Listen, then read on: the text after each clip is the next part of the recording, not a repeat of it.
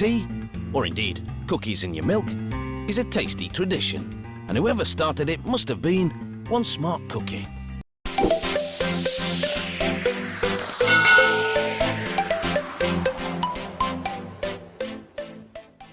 Early in the 20th century, an American biscuit company introduced what they called a cookie sandwich.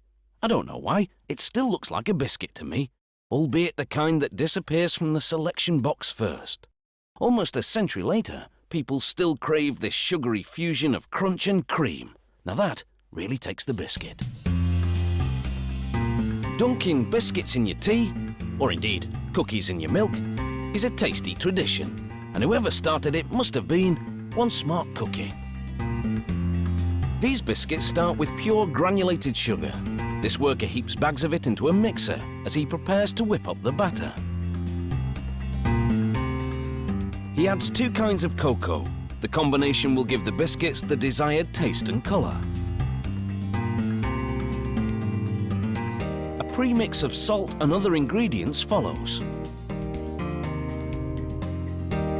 A specially formulated canola oil mixture will transform these dry ingredients into a batter, as huge beaters blend everything together.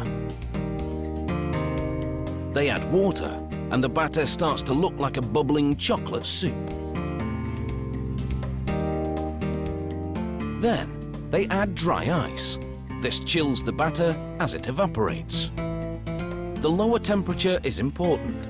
As they add flour to thicken the batter into a dough, the dough will turn out to be less crumbly than it would have been if kept at room temperature.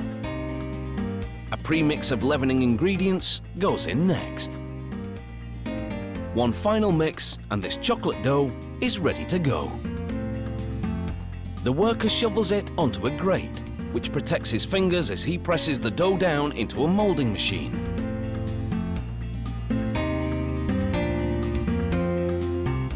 This machine forms the dough into biscuit shapes, while pressing intricate designs and the brand name onto them. It churns out an impressive 5,000 pieces of biscuity goodness every hour.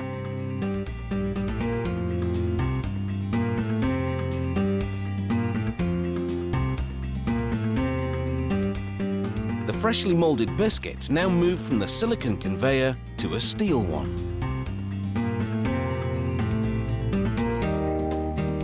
It takes them into a gas oven, where they travel in a continuous loop for several minutes to receive an even baking.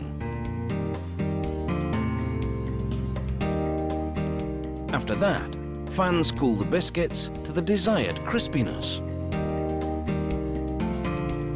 Then they move to another conveyor, which feeds into a series of chutes.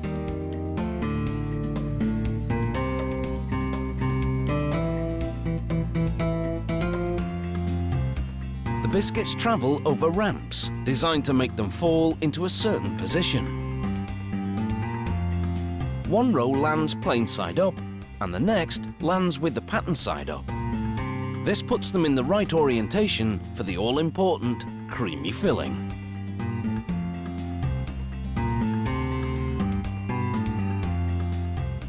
It's a high-speed operation, as a cylindrical pump deposits this vanilla filling onto the plain side of the biscuits.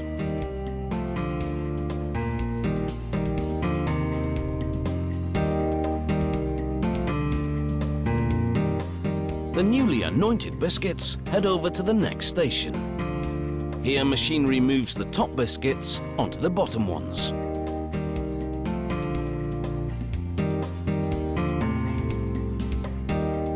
Then they move up for the count. Mechanical fingers separate them into bunches of 11. Then grippers swing into action to move each bunch forward. They release the cookies neatly into plastic trays.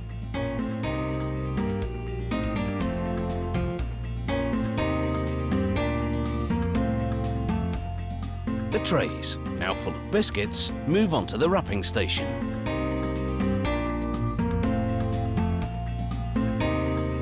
Here, metallic film unwinds and wraps around the trays.